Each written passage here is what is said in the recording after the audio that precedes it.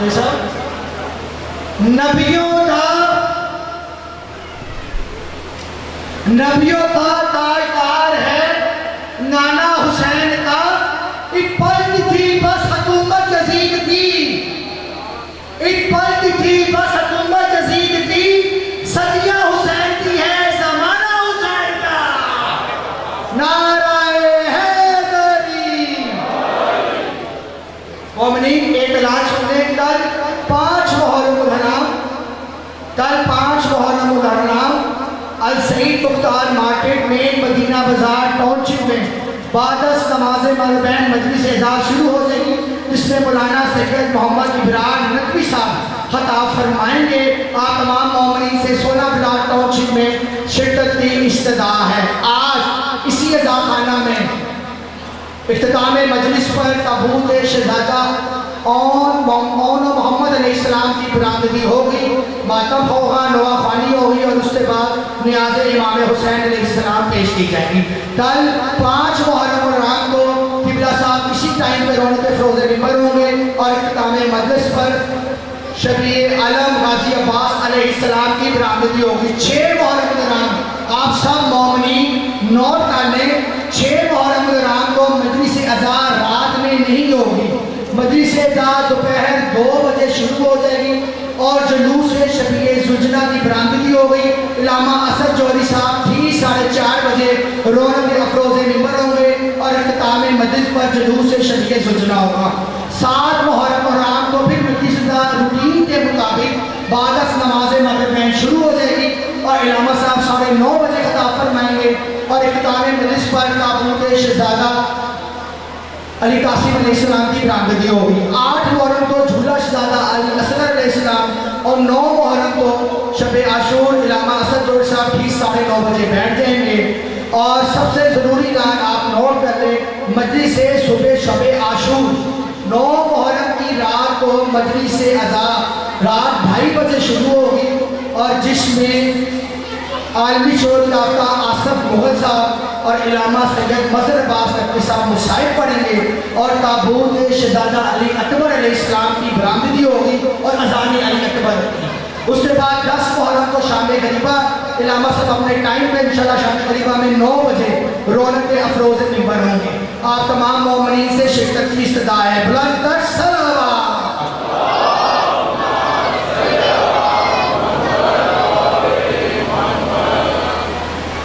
آپ مومنین تھوڑا آگے تشریف لیں، تاکہ پیچھے بہت لوگ ہیں اور ان کی چاہت ہوتی ہے کہ وہ علامہ صاحب کو دیکھیں۔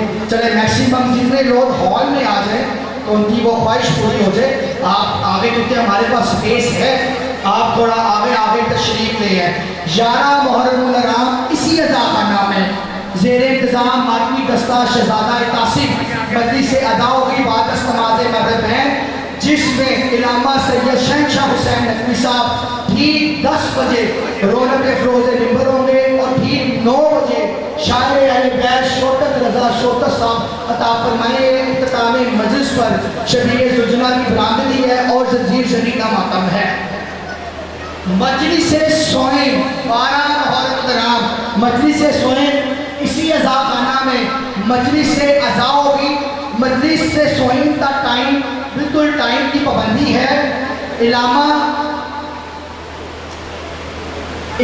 ڈاکٹر محمد علی فاضل صاحب ٹھیک 8 بجے رونق افروز ممبر ہوں گے اسی عزاخانہ میں مجلس سوئیں، اور اس کے بعد دسترخوان امام حسین علیہ السلام کا انتظام ہے۔ محمد آل محمد بلند تر صلوات۔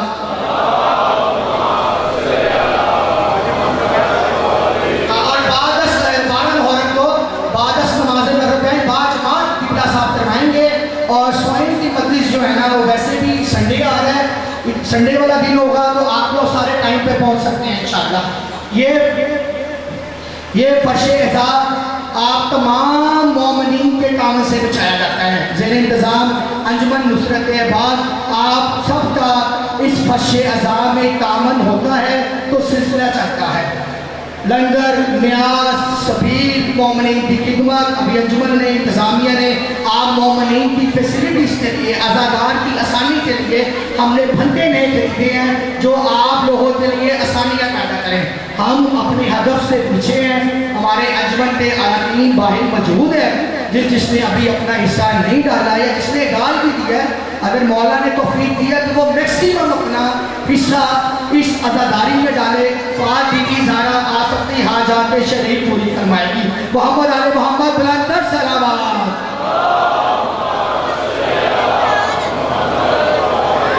اب میں گزارش کروں گا جناب قبلہ علامہ اسد رضا جوہری صاحب سے کہ وہ آئیں اور آج کی مجلس سے خطاب فرمائیں اور اختتام مجلس پر تابوت شفیع اون و محمد علیہ السلام کی برآمدی ہوگی.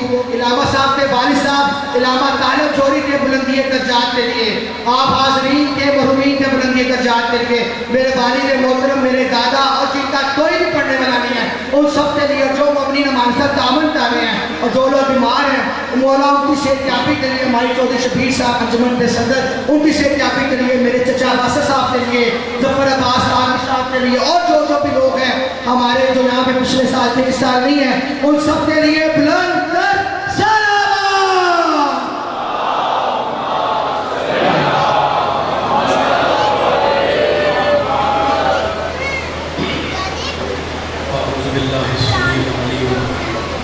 من الشیطان اللعین الرجیم.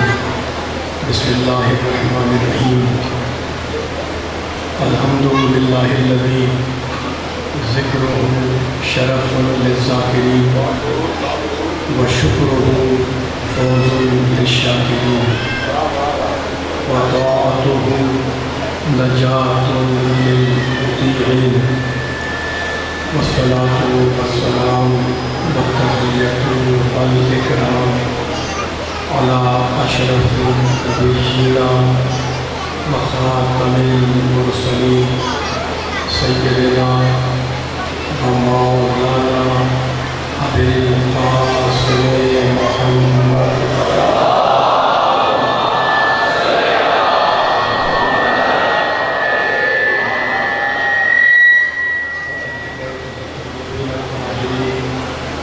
المعصومین المظلومین. اما بعد فقد قال اللہ سبحانہ وتعالی فی محکم کتابہ المبین. بسم اللہ الرحمن الرحیم.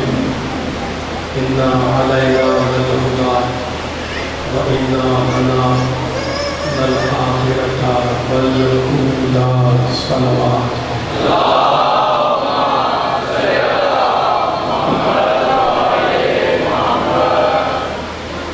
سامعین کرام، حضرات کرام قدر، سورہ مبارکہ واللیل کی 12ویں اور 13ویں آیتیں مسلسل 4 شبوں سے آپ کے سامنے تلاوت کی جا رہی ہیں. ان 2 آیتوں میں پروردگار ہدایت کی ذمہ داری لے کر یہ ارشاد فرما رہا ہے کہ انا علینا للہدی، بے شک ہدایت کی ساری ذمہ داری اللہ کی ہے. وَإِنَّا لَنَا لَلْآخِرَةَ وَالْأُولَىٰ، اور دنیا اللہ کے قبضے میں ہے، آخرت بھی اللہ کے کنٹرول میں ہے. عزیزوں، پروردگار نے ہدایت بشر کے لیے 1,24,000 انبیاء بھیجے، 313 میں رسول ہیں، 5 اولو العزم ہیں، اور سب کا یہ مقصد، سب کا یہ ہدف، سب کی یہ غرض تھی کہ عالم بشریت راہ راست پر آ جائے، صراط مستقیم پر آ جائے، سیدھے راستے پر آ جائے. جیسا کہ اس اشرے کی پہلی مجلس میں میں نے آپ سے کہا تھا کہ اللہ نے قرآن مجید کو پورا کا پورا ہدایت بنا کر نازل کیا. قرآن کا ہر حرف ہدایت، قرآن کی ہر آیت ہدایت، قرآن کا ہر لفظ ہدایت، قرآن کا ہر سورہ ہدایت ہے. میرے اللہ نے 6,666 آیتیں ایک قول کے مطابق قرآن مجید کی اپنے پیارے نبی پر اتاری. ان میں سورہ حمد بھی ہے، سورہ بقرہ بھی ہے، سورہ آل عمران بھی ہے، سورہ نساء بھی ہے، سورہ مائدہ بھی ہے، سورہ انعام بھی ہے، سورہ اعراف بھی ہے، سورہ انفال بھی ہے، سورہ یونس بھی ہے، سورہ توبہ بھی ہے. 114 سورہ اللہ نے اپنے نبی پر نازل کیے. قرآن مجید کی پہلی آیتیں جو اللہ نے اپنے حبیب پر نازل کی سورہ مبارکہ الگ، اب ان پہلی قرآن کی پہلی آیتوں سے اپنی آج کی گفتگو کا آغاز کر رہا ہوں۔ ارشاد ہو رہا ہے اقرا بسم ربک الذی خلق، حبیب پڑھو اپنے رب کے نام سے، اقرا یعنی پڑھو، بسم ربک الذی خلق، اپنے رب کے نام سے پڑھو جس نے خلق کیا۔ خلق من علق، انسان کو جمے ہوئے خون سے پیدا کیا، خلق انسان من علق۔ اقرا پھر پڑھو، ورب، اللہ کہہ رہا ہے اقرا پھر پڑھو، وربک الاکرم، تمہارا رب کریم نہیں اکرم ہے، الذی علم بالقلم، جس نے قلم سے تعلیم، علم بالقلم، قلم سے لکھنا سکھایا، قلم سے تعلیم دی، علم الانسان ما لم یعلم، اور انسان کو وہ سب کچھ سکھلا دیا ما لم یعلم جو انسان نہیں جانتا تھا۔ کلا ہرگز نہیں، اب اللہ کہہ رہا ہے ان الانسان لا یطغی، یہ انسان سرکشی پر آمادہ ہو رہا ہے۔ اللہ کہہ رہا ہے ان الانسان لا یطغی، یہ انسان طغیان کرتا ہے، سرکشی کرتا ہے۔ کیا مطلب؟ یعنی حد سے بڑھ جاتا ہے نا۔ اب کیوں بڑھتا ہے؟ اللہ بتا رہا ہے ان رآہ استغنی، جب یہ اپنے آپ کو بے نیاز سمجھتا ہے تو اکڑنے لگتا ہے۔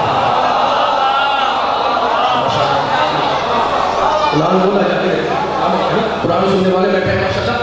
ان الانسان لا یطغی، انسان طغیان کرتا ہے، سرکشی کرتا ہے، حد سے نکل جاتا ہے، تعلیم کو توڑنا شروع کر دیتا ہے۔ کیوں؟ ان رآہ استغنی، جب یہ اپنے آپ کو مستغنی سمجھتا ہے، جب یہ اپنے آپ کو بے نیاز سمجھتا ہے، کہ اللہ تو مستغنی ہو گئے ہے نا۔ ان الی ربک الرجعی، حالانکہ اس انسان کو اللہ ہی کی بارگاہ میں پلٹ کے جانا ہے۔ میں نے 7-8 آیتیں سورہ الگ کی اپنے سننے والوں کی سورہ پیش کی، اور بڑی مشہور سورہ بھی ہے اور مشہور آیتیں بھی ہیں، جن میں میرے پروردگار نے حکم دیا اقرا، اپنے پیارے نبی کو پڑھو، اپنے رب کے نام سے پڑھو، ٹھیک ہے نا۔ یعنی بظاہر پہلی مرتبہ اللہ رابطہ قائم کر رہا ہے، اللہ اپنے چہرے کے نبی سے، اور اس پہلے رابطے میں کہہ رہا ہے کہ اپنے رب کے نام سے پڑھو۔ میں کوئی ڈنڈی تو نہیں ماری نا؟ پہلے رابطے جبریل امین 5 آیتیں لے کر شروع کی آئے ہیں میرے پیارے نبی کے اوپر، اور اس پہلی آیت میں پہلا جملہ ہے اقرا، پڑھو، کس سے پڑھو؟ بسم ربک الذی، اپنے رب کے اسم اور نام سے پڑھو۔ پہلی وحی میں کہتا ہے کہ اپنے رب کے نام سے پڑھو، لیکن عجیب بتلاتا ہے کہ نہیں بتلاتا کہ رب کا نام کیا ہے، پڑھنا کیا ہے۔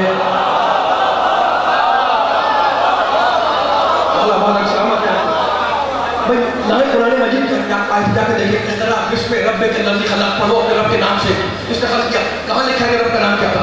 تو نہیں بتلاتا کہ رب کا نام کیا ہے، نہیں بتلاتا کہ پڑھنا کیا ہے، نہیں بتلاتا کہ کیسے پڑھا جائے، ہے نا۔ اللہ نہیں اٹھتا، تذکرہ نہیں ہے کہ رب کا نام کیا ہے، پڑھنا کیا ہے، پہلی وحی ہے۔ پہلی وحی میں اللہ کہتا ہے ربی حبیب پڑھو اپنے رب کے نام سے، تو نہ نام لیا رب کا، نہ پڑھنے کا طریقہ بتلایا، نہ کیا پڑھنا یہ بتلایا، ہے نا۔ تو تذکرے کا نہ کرنا نہ ہونا یہ دلیل ہے کہ وہ خدا جس کی میرے محمد بعد بیشک تبلیغ کرتے رہے، اس خدا کو قبل بیشک مانتے بھی تھے، جانتے بھی تھے۔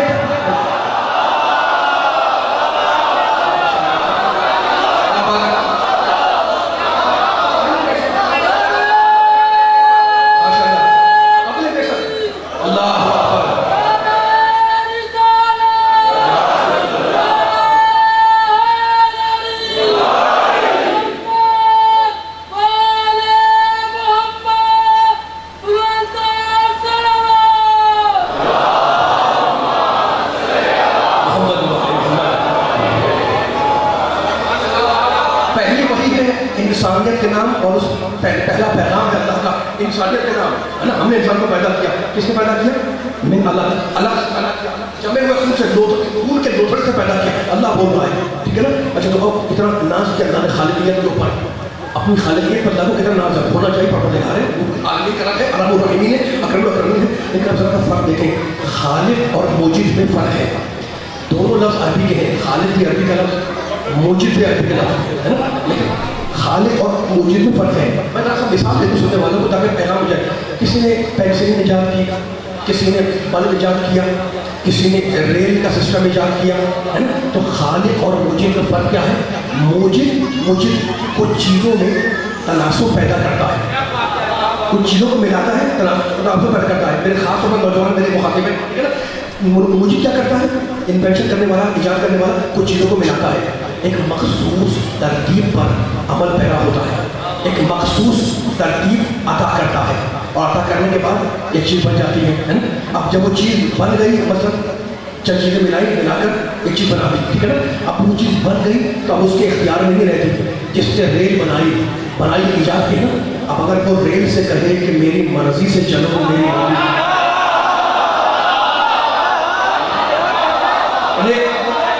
ریل نہیں سنے گی. سنیے کیا فکر دے رہا ہوں، اور مجھے تاثیر دے جملہ پہنچ جائے ہے نا. جس نے ریل بنائی بہت بڑا کام کیا ہے، ایجاد کیا، اتنی آسانیاں ہو گئی ہیں، سب میرے پہ طے ہو جاتے ہیں نا. لیکن اب وہ ریل سے واضح ہو جائے کہ نہیں، تجھے میں نے بنایا ہے، بس میری مرضی سے چل، میری مرضی سنو. تو ریل نہیں سنے گی، ٹھیک ہے نا. ریل نہیں سنے گی. موجد اور خالق میں فرق سمجھ میں آ گیا ہمارے. موجد اور خالق میں فرق سمجھ میں آ گیا. موجد کچھ چیزوں کو جوڑ کر ایک چیز بناتا ہے نا. اب بنانے کے بعد وہ چیز اس کے اختیار میں نہیں رہتی، وہ اسے منع نہیں کر سکتا. جس نے ریل بنائی وہ ریل کو منع نہیں کر سکتا. لیکن خالق بناتا بھی ہے، مٹاتا بھی ہے. خالق بنائے بھی مٹائے بھی ہے نا. اب مجھے جملہ کہنے دیں. دیکھیں ہر طرح کے لوگ ہوتے ہیں. جس نے بلب ایجاد کیا، ایڈیسن کیا نا، تو موجد کے کچھ دوست ہوں گے، کچھ دشمن ہوں گے. یہ تو کوئی نئی بات نہیں ہے، ایسا ہوتا ہے نا. انسان کے کچھ دوست ہوتے ہیں، کچھ دشمن ہوتے ہیں. اب اگر موجد بلب سے کہے کہ فقط میرے دوستوں کے گھروں پہ چلنا، دشمنوں کے گھروں پہ مت چلنا، تو بلب نہیں سنے گا. بلب نہیں سنے گا. جس نے سلامت رہی اٹھتے ہوئے ہاتھ، جس نے طیارہ، پلین، ہوائی جہاز ایجاد کیا، وہ ہوائی جہاز سے مدد ہو جائے کہ بھائی کیونکہ میں نے بنایا ہے، فقط ان کو سوار کرنا جو میرے دوست ہوں ہے نا، جو میرے دشمن ہوں ان کو سوار نہیں کرنا. تو ریل نہیں سنے گی، جہاز نہیں سنے گا، بلب نہیں سنے گا.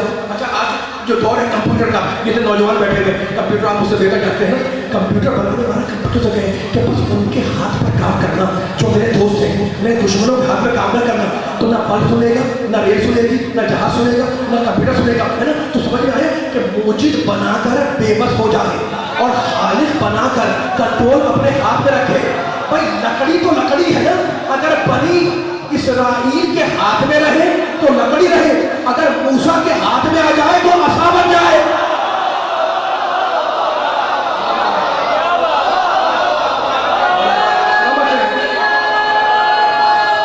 ماشاء اللہ. نہیں کہ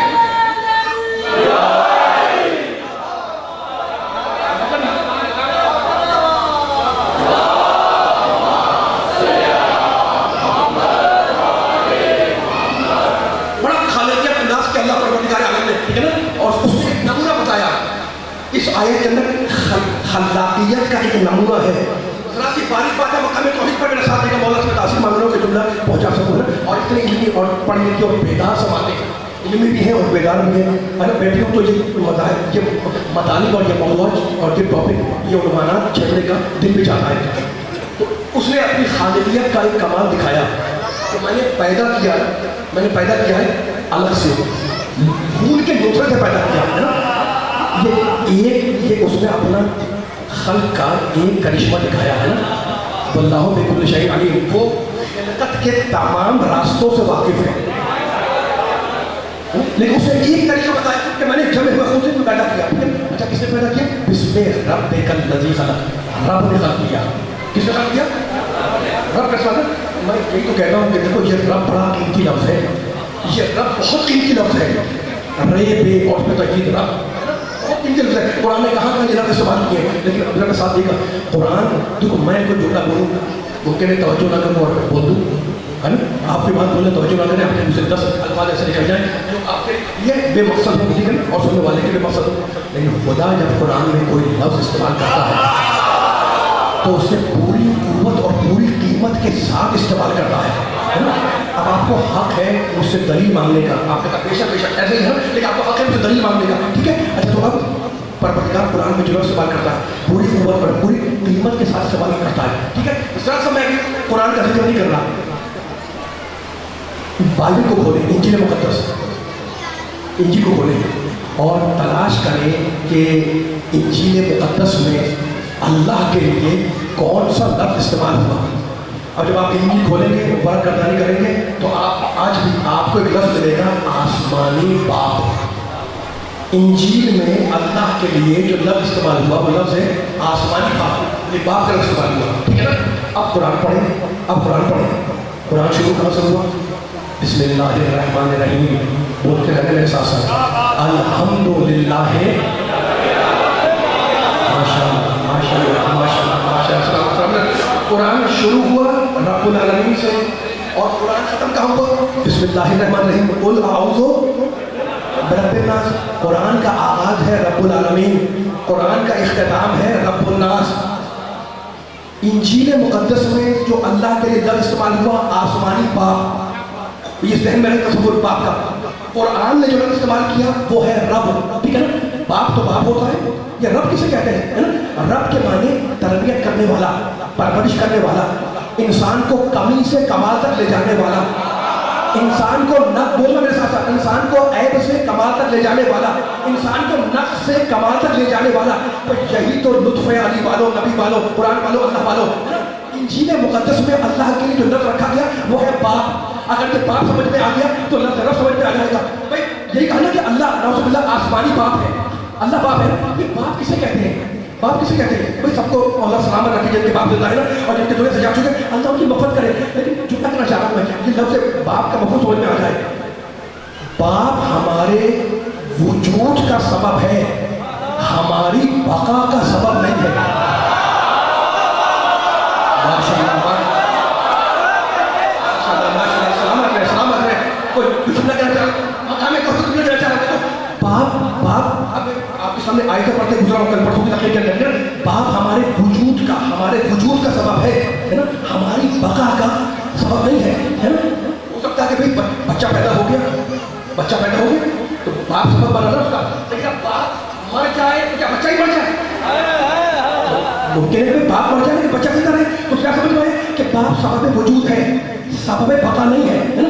तो ईसाइयों ने जो खुदा से रिश्ता जोड़ा वो माजी का, कि उसने माजी में पैदा कर दिया।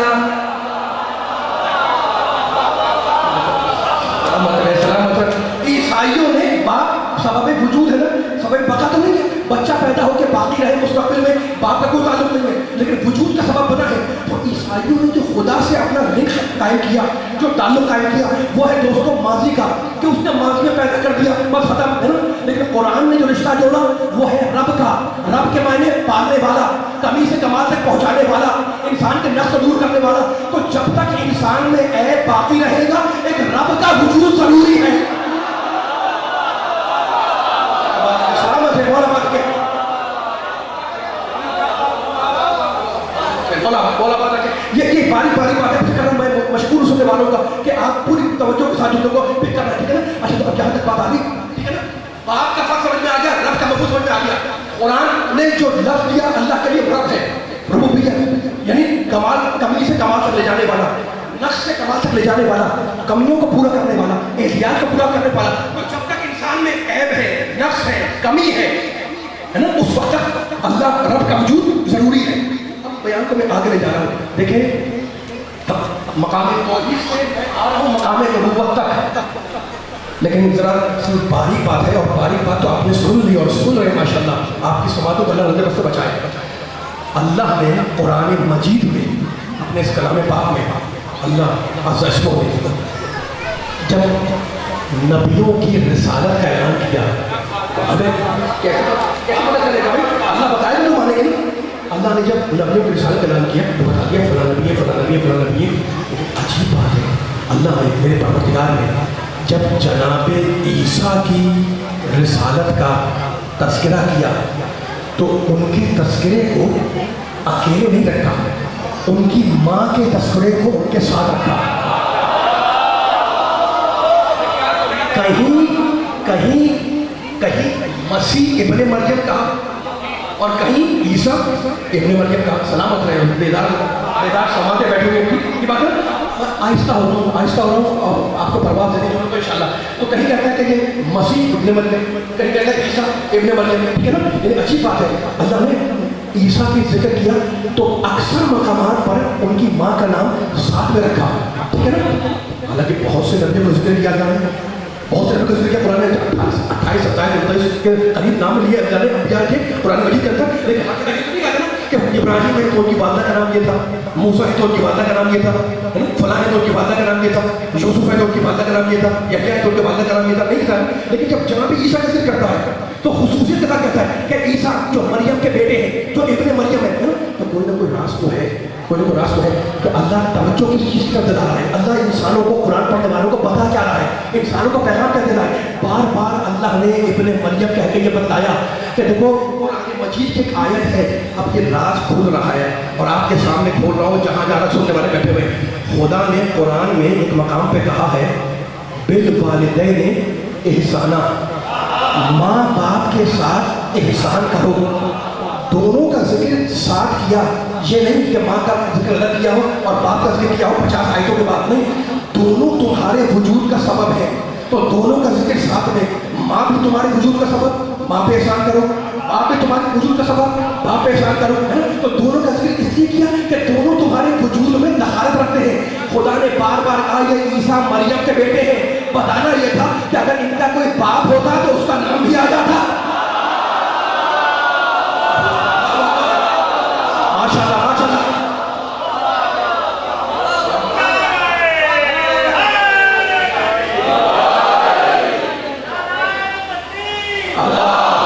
مل کے بولے، مل کے ساتھ.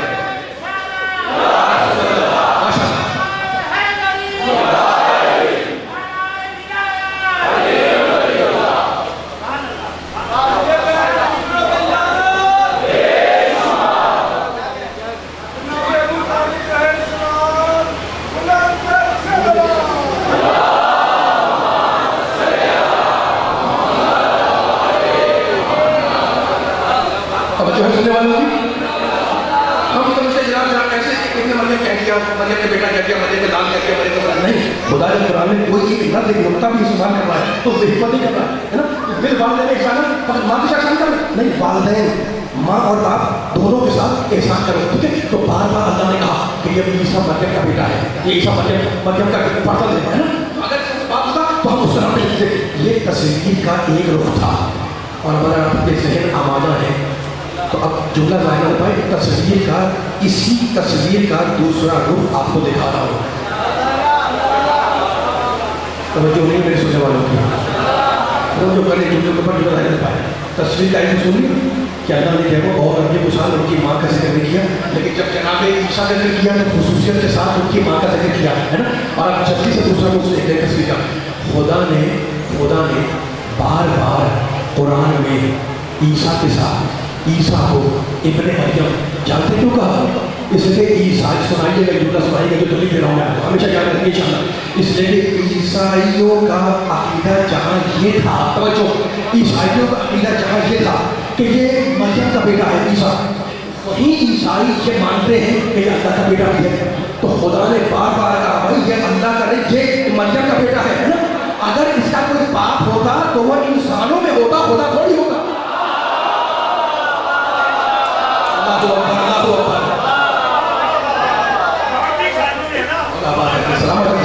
اس لیکن تفصیلی انداز سے یہ جملہ آگے بیان لے جا رہا ہوں. میرا ساتھ دیتے رہیے گا. آپ کے ذہن آمادہ ہے، کہیں بھی کوئی ڈسٹربنس نہیں ہونی چاہیے. جملہ مکمل کر کے آگے بڑھ جاؤں گا انشاءاللہ. جو پیچھے مجلس سے میری ایشی کا شام ہو کے آ رہا ہوں انشاءاللہ مجلس، اور دوبارہ خطاب کر رہا ہے شاہ مجلس سے ہے نا. تو زیادہ وقت لینا چاہ رہا ہوں لیکن جس سے آپ کے ذہن آمادہ ہے. یہ کتنی دیر کی 20-25 منٹ کی تقریب جو میں نے کی آپ کے سامنے ہے نا، اس کا محضر آپ کو دے. اب کیا نتیجہ نکلا کہ اگر قرآن میں اللہ کہے کہ عیسیٰ مریم کے بیٹے تو بے حکمت نہیں ہے. اللہ کہہ رہا ہے مریم انسان ہے، مریم ہماری مخلوق ہے. تو فرض محال اگر مان لو کہ عیسیٰ کا کوئی باپ ہے تو انسانوں میں ہوگا. جب ماں انسان ہے تو شوہر باپ بھی انسان ہوگا. ٹھیک ہے. تو اب سمجھ میں کیا آیا؟ سمجھ میں کیا آیا؟ خدا کرے یہ باری بات جو کہنے والا ہوں بہت والا مجھے تاثیر بھی دے اور آپ کا یہ بات بہت بھی جانا. سمجھ میں ہمیں یہ آیا، سمجھ میں کیا آیا کہ ابن مریم کہہ کر عیسیٰ کو اللہ نے یہ بتلا دیا کہ عیسیٰ اللہ کا بیٹا نہیں ہے. کیوں؟ اس لیے کہ ایک انسان انسان کے پیٹ سے نکلا ہے تو جو کسی مخلوق کے بطن سے نکلے وہ اللہ کا بیٹا نہیں ہوگا. میں دیکھ رہا ہوں علی والوں کے ہاتھ. میں آپ کا شکر گزار ہوں. سلامت رہے. علماء نے کہا عیسیٰ مریم کے بدن مطہر سے نکلے یہ خود دلیل ہے کہ عیسیٰ اللہ کے بیٹے نہیں ہیں. اگر یہ بات واضح ہو گئی تو مجھے کہنے دے کہ ماں کا وجود دلیل ہے کہ اللہ باپ نہیں ہے. بھائی ماں انسان ہے نا, عیسیٰ کی ماں انسان ہے نا, مریم ہے اور وہ مخلوق ہے, تو ماں کا وجود دلیل ہے کہ خدا باپ نہیں ہے نا. نہ مادی باپ ہے نہ مانوی باپ ہے. کوئی کہہ رہا اللہ مادی باپ کیوں نہیں بن سکتا؟ میں کہتا اللہ مادی باپ اس لیے نہیں بن سکتا کہ اللہ مادہ ہی نہیں ہے تو مادہ باپ ہے. بھائی اللہ بول نہیں سکتا, اللہ تو مادہ خلق کرنے والا ہے نا, تو ہوش میں آؤ اللہ مادہ نہیں ہے جو اللہ کو مادی باپ ہے. کہیں جناب ٹھیک ہے آپ کی بات بنا دی کہ اللہ مادی باپ نہیں ہے, اللہ مادی باپ نہیں ہے, لیکن کیا مانوی باپ ماننے میں اللہ کو کوئی اعتراض ہے؟ میں بالکل اعتراض ہے. کیا اعتراض ہے؟ میں نے کہا مادی باپ اس لیے نہیں کہ مادہ نہیں ہے, اور مانوی باپ اس لیے نہیں ہے کہ مانوی باپ محتاج تھوڑی ہے کہ کسی عورت کے ذریعے پیدا کرے. ماشاءاللہ ماشاءاللہ, سلامت رہے, آباد رہے, آباد رہے. اس کا مطلب یہ ہے کہ ابن مریم کہنا یہ دلیل سناؤ زمانے کو. میں اسد اللہ جوہری لاشان عباس میں مولا باغ کے خدشے میں ابن مجمع کا جملہ کہنا ابن مریم ہونا یہ دلیل ہے کہ عیسیٰ اللہ کے بیٹے نہیں. ابن مریم کا بیٹا ہونا یہ دلیل ہے کہ عیسیٰ اللہ کے بیٹے نہیں. کیوں؟ اس کے درمیان میں ماں آ گئی اور ماں ہے مریم. تو مجھے بتاؤ کہ جس کے واسطے میں تنہا ماں آ جائے وہ اللہ کا بیٹا نہیں بنتا. تو جس علی کا ابو طالب جیسا ماں, بیٹے کا جیسا ماں, وہ اللہ کیسے بنتا؟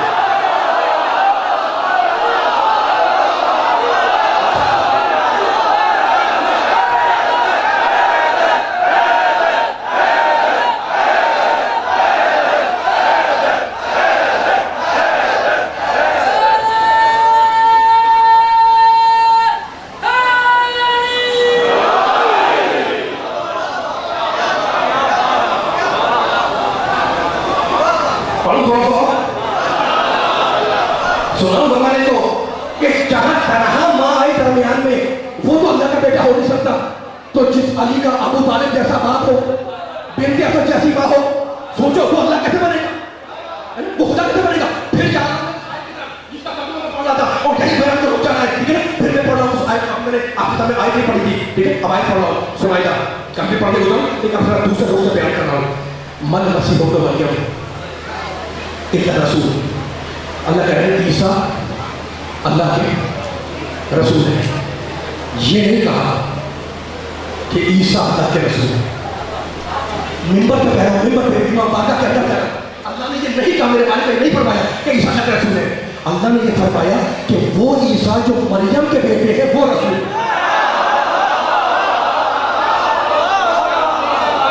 اور ساتھ دیا میں تھک رہا ہوں, میرے ساتھ دیا جا کے پہلا دوں گا اور میں مساکر جا سکوں نا. اللہ نے نہیں کہا, بابا کے دوہل کہہ رہا ہوں میں سے کہ عیسیٰ اللہ کے رسول نہیں. مل مسیح ابن مریم, وہ عیسیٰ جو وہ عیسیٰ جو مریم کے بیٹے ہیں وہ اللہ کے رسول ہے, ٹھیک ہے, وہ اللہ کے رسول ہے. ابھی آگے کا جملہ میں نہیں پڑھوں گا, ابھی اس جملے میں عجیب بات ہے. اعلان ہو رہا ہے عیسیٰ کی رسالت کا, اعلان ہو رہا ہے عیسیٰ کی, یہ ہمارے رسول ہیں اور اس میں لازمی ہے کہ انہوں ابن مریم کہا جائے. اب مجھے بتائیں, اللہ نے میرے نبی کا ذکر کیا, آئے پڑھوں, وما محمد الا رسول, محمد کچھ نہیں ہے سوائے رسول ہے. یہ نہیں کہا اللہ نے کہ وہ محمد جو آمنہ کے لال ہے.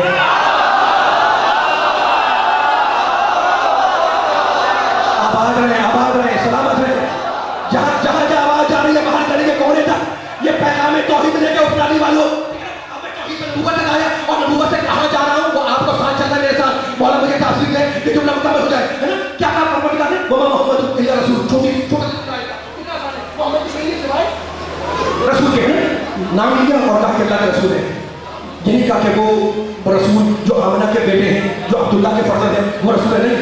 نہیں, ماں باپ کا ذکر نہیں کیا. کیوں؟ اس لیے کہ رسالت نہ ماں سے میراث میں ملتی ہے نہ باپ سے.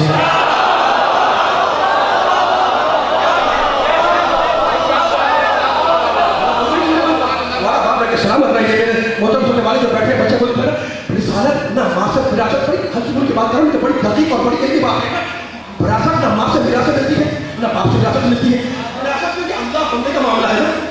قرآن میں اللہ کہتا ہے جس کو چاہتا ہے عطا کرتا ہے، اب وہ چاہتا ہے کہ یہ عہدہ کس کو دینا ہے، ٹھیک ہے نا؟ اچھا تو اب نہ باپ سے ملتی ہے وراثت میں اور نہ باپ سے وراثت ملتی ہے، ٹھیک ہے؟ لیکن اللہ نے جب عیسیٰ کی رسالت کا اعلان کیا ہے نا، تو وہاں فقط عیسیٰ نہیں کہا کہ وہ عیسیٰ جو ابن مریم ہے وہ اللہ کے رسول ہے.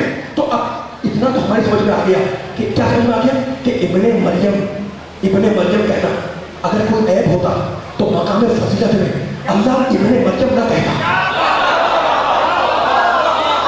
ذرا سا مائک کی آواز کو ذرا سا کرتے ذرا سا، ٹھیک ہے؟ اگر ابن مریم ہونا کوئی عیب ہوتا، کوئی نقص ہوتا، نعوذ باللہ، تو اللہ مقام فضیلت میں ابن مریم نہ کہتا. ٹھیک ہے، میں ذرا کھول رہا ہوں، اس سننے کو ذرا کھول رہا ہوں. مثال دینا چاہ رہا ہوں میں. عیسیٰ پہ ہمارا سلام، حضرت مریم پہ ہمارا سلام، طاہرات کا کہنا تھا نا، طاہرات طاہرہ ہے، مصطفیٰ ہے، صدیقہ ہے، قرآن نے کہا، ٹھیک ہے نا؟ اس لیے قرآن نے کہا، ٹھیک ہے، ان پہ ہمارا سلام ہے. لیکن سارے کمالات اور سارے فضائل کا مرکز ہے ذات مصطفیٰ. اب سمجھانے کے لیے کہہ رہا ہوں آپ کو، سمجھانے کے لیے کہہ رہا ہوں میں، ٹھیک ہے نا؟ سمجھانے کے لیے کہہ رہا ہوں، سمجھانے کی مجبوری اس کہنے کے لیے. نعوذ باللہ، کان پہ ہاتھ لگا کے کہہ رہا ہوں، اگر کوئی میرے محمد کی توہین کرنا چاہے تو یہ کہہ سکتا ہے نا کہ جناب جانتے نہیں کون ہے یہ ابو لہب کے بھتیجے ہیں. مجھے بتائیں ابو لہب چچا ہے نا، اور چچا ہوا تو یہ کیا ہوئے؟ بھتیجے ہوئے. سننے والے مجھے بھول رہے کہ میں کیا کہہ رہا ہوں. کسی کی ہمت نہیں کہ وہ میرے نبی کا یہ تعارف کرائے کہ یہ ابو لہب کے بھتیجے ہیں، اس لیے کہ اس تعارف میں توہین کا پہلو ہے. تو ہماری سمجھ میں آ گیا کہ جس کے کردار میں عیب ہو اس کا نام مقام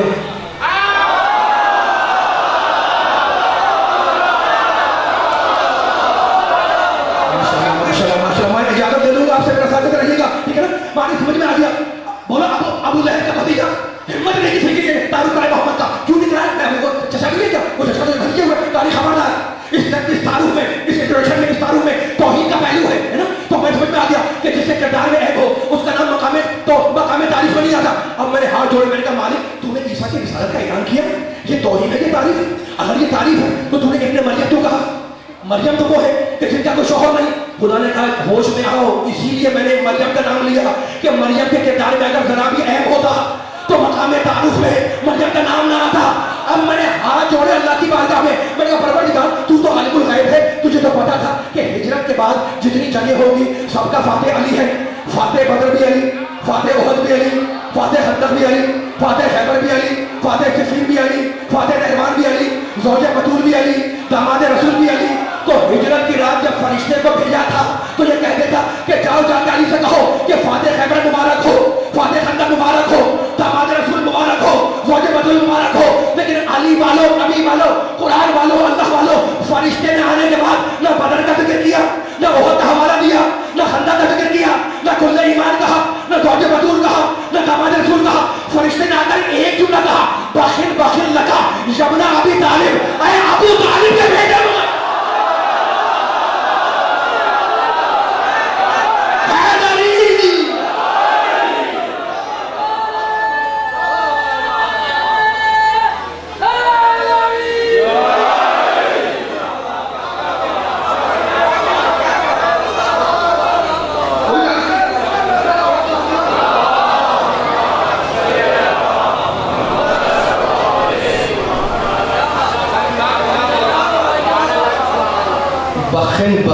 فرشتے نے آ کر یہ نہیں کہا کہ ہونا ہے ہجرت کے بعد تاکہ انہیں اور علی کو فاتح ہونا ہے، بدر کا بھی احد کا بھی. کہتے تھے کہ فتح کرنے والے بدر کے تجھے مبارک، فاتح خیبر تجھے مبارک، فاتح صفین تجھے مبارک، زوج بطول تجھے مبارک، داماد رسول تجھے مبارک. یہ سارے کام علی کو ملے ہوئے ہیں. لیکن اللہ کے فرشتے نے آنے کے بعد نہ بدر کا ذکر کیا، نہ احد کا کیا، نہ دنیا میں کیا کہنا چاہ رہا ہوں، نہ خیبر کا کیا، نہ خندق کا کیا. فرشتے نے آ کر ایک جملہ کہا، بخل بخل لکا یبنا ابی طالب، اے ابو طالب کے بیٹے تجھے مبارک ہو، من مثلوں کا تیرے جیسا کوئی نہیں.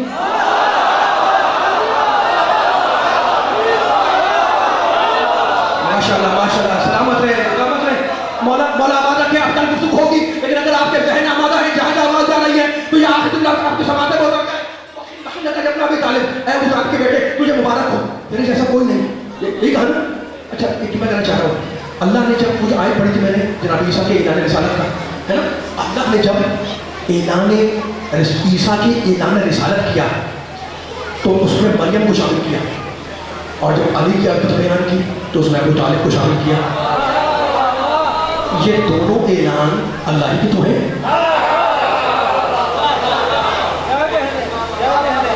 تھک گئے لگا مجھے سننے میں. تھک گئے کیا؟ نہیں تھکے. اچھا تو پھر آخر تک تو وہ بھی انشاءاللہ مولا میں چاہتا ہوں. لیکن فرشتوں نے جو کہا تھا کہ باقی باقی جب ابی طالب اے ابو طالب کے بیٹے تجھے مبارک ہو, تو نے وہ کارنامہ انجام دیا, تو نے وہ کام کیا من مثل کا جو کوئی نہیں کر سکتا, تیرے جیسا کوئی نہیں ہے. یہ اعلان یہ بھی اللہ کا اعلان, جو قرآن میں اللہ نے اعلان کیا وہ بھی اللہ کا اعلان ہے نا. یعنی جو زبان فرشتے سے اعلان ہوا وہ بھی اللہ کا اعلان, جو تجھے کوئی فکر دینا چاہ رہا ہوں میں, جو زبان قرآن سے اعلان ہوا وہ بھی اللہ کا اعلان ہے نا. اللہ نے جب علی کے عدت بیان کی تو ابو طالب کا حوالہ دیا, جب عیسیٰ کی رسالت کا اعلان کیا تو مریم کا ذکر کیا, مریم کا حوالہ دیا.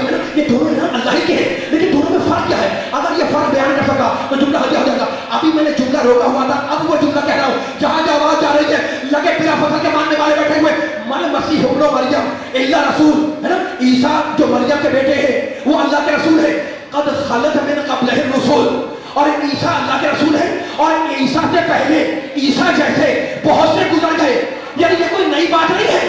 عیسیٰ رسول ہے اور عیسیٰ جیسے بہت سے گزر گئے. یعنی اللہ نے مریم کا نام لیا اس عیسیٰ کے ساتھ جس کے جیسے تھے, اور ابو طالب کا ذکر کیا اس علی کے ساتھ جس کے جیسا کوئی نہیں.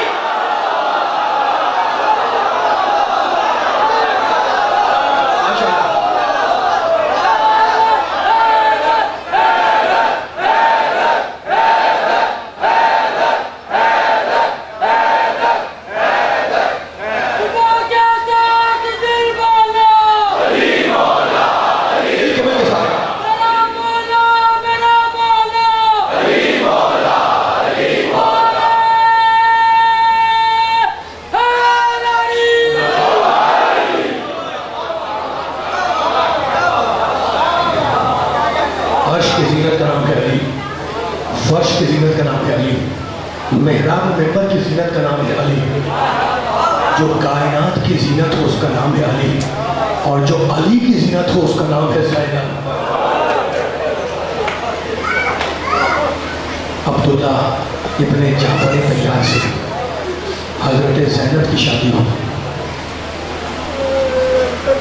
دستور ہے کہ شادی کے دوسرے دن بڑی بوڑھی خواتین دلہن سے پوچھتی ہیں کہ گھر پسند آیا. اچھا بڑی صاحب حیثیت ہے عبداللہ ابن جعفر طیار, کوئی چیز نہیں جو جعفر کے گھر میں نہ ہو اور وہ عبداللہ کی ملکیت میں نہ آئی ہو. رونے کے لیے بیٹھے ہوں, میں طویل مسائل نہیں پڑھوں گا, لیکن پوچھا بیوی سے کہ بیوی گھر پسند آیا, سنیں گے؟ کہنے لگی سب کچھ ہے, بس ایک چیز کی کمی ہے. کہا وہ کیا؟ کہا میرا حسین نظر نہیں آتا.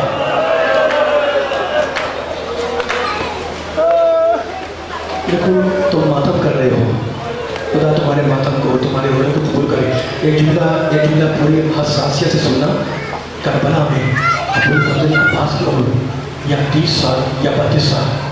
عباس بیٹے ہیں ام المنین کے, لیکن عباس کو پالا ہے زینب نے.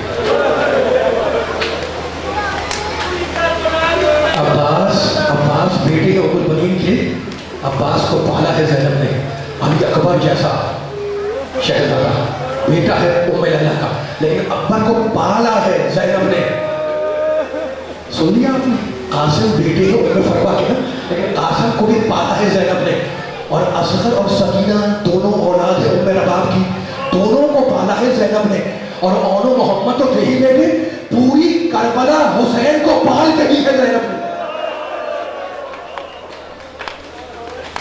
اب میں کیا پڑھوں, آپ رو رہے ہیں. عبداللہ کو بھی سمجھ گئے, شہزادی زینب کو بھی سمجھ گئے, لیکن سنو 28 رجب کو جب حسین کا قافلہ تیار ہوا نا مدینے سے نکلنے کے لیے, تو عبداللہ بیمار تھے. حسین نے کہا بہن سے کہ بہن اپنے شوہر سے جا کر اجازت لے لو. شہزادی حجرے میں آئی, عبداللہ بیمار تھے, لیٹے ہوئے تھے. آئی شہزادی اور سرہانے جا کر بیٹھ گئی, اور بیوی نے رونا شروع کیا. عبداللہ نے کہا بیوی میں آپ کا رونا برداشت نہیں کر سکتا, میں آپ کا رونا دیکھ نہیں سکتا, جو دل میں ہے وہ کہہ دے. کہا سنو عبداللہ, میرا بھائی مدینہ چھوڑ کے جا رہا ہے. عبداللہ اگر میں ساتھ نہ گئی تو 2 کام ایک ساتھ ہوں گے, ادھر حسین کا قافلہ نکلے گا, ادھر زینب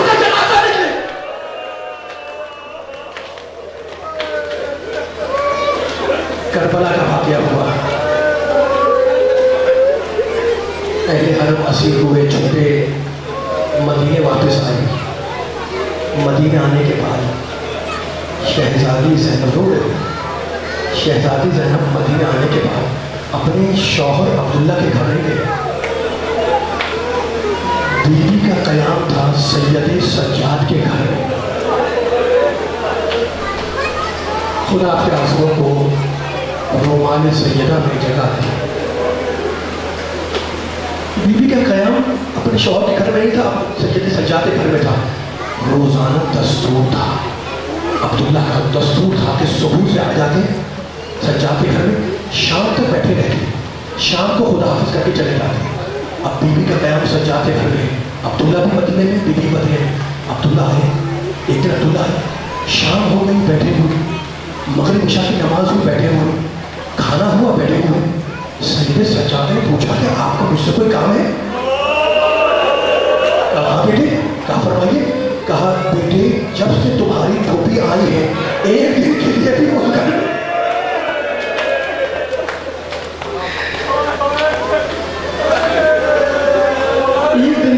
گھر میں نہیں آئی, تو میری طرف سے ہاتھ جوڑ کے کہنا کہ وہ بھی تو آپ کا گھر ہے نا, ایک وقت کہیں تشریف لے آئیے. کہا میں پھوپھی سے وعدہ کرتا ہوں کہ پھوپھی سے کہوں گا. عبداللہ گئے. کہا پھوپھی اماں عبداللہ آئی تھی, بڑی دیر بیٹھے رہے, چاہتے ہیں کہ آپ ان کے گھر چلی جائیں. کہا اچھا بیٹا اگر تو چاہتا ہے تو میں چلی جاؤں گی. دوسرا دن ہوا, شہزادی زینب عبداللہ کے گھر میں داخل ہوئی. اپنا گھر ہے نا, اپنا گھر ہے. ایک مرتبہ آنگن کو غور سے دیکھا, سوچا ہوگا کہ کبھی یہ گھر آباد تھا, کبھی اس گھر کے آنگن میں دو چھوٹے چھوٹے بچے کھیلا کرتے تھے. آنگن کو غور سے دیکھا اور ایک مقام پر بی بی مٹی میں جا کے بیٹھ گئی. آپ رو چکے, بس عبداللہ کو خبر ہوئی کہ شہزادی زینب گھر میں آ گئی. رونے کے دن ہے, رونے میں شرط نہ کرنا. عبداللہ گھر میں داخل ہوئے, صحیح عبداللہ گھر میں داخل ہوئے. عبداللہ کی نگاہ پڑی ایک ضعیفہ پر. کہنے لگے اے ضعیفہ تم کون ہو؟ تو اپنا ضعیفہ نے روکے کہا عبداللہ جس کا بھلا کر کربلا میں اجڑ گیا, اسے تو کیسے پہچانوں گے؟ عبداللہ نے ہاتھ جوڑے, کہا میری پہچانے میں دشواری ہوئی. اب شہزادی کا جلال دیکھے, کہنے کہ عبداللہ مجھے آنکھوں میں آنکھیں ڈالی عبداللہ کے, اور کہا عبداللہ مجھے کس لیے بلایا؟ کیا یہ پوچھنا چاہتے ہو کہ اور محمد کیسے ڈالے؟ تماچے مارے. عبداللہ تماچے, کہا نہیں بی بی نہیں, وہ تو غلام زادے تھے. میں تو بس یہ پوچھنا چاہتا ہوں میرا بھائی حسین کیسے لگا؟ یہ سننا تھا, کمر پکڑ کے بیٹھ گئی. کہ عبداللہ کیا بتلاؤں, جب سب مر گئے, عباس مر گئے, اکبر مر گئے, حسین نے آسی چڑھائی, تلوار نکالی اور کہا بھوکے کی جنگ دیکھو, اب پیاسے کی جنگ دیکھو, جس کا افسر مارا گیا اس کی جنگ دیکھو.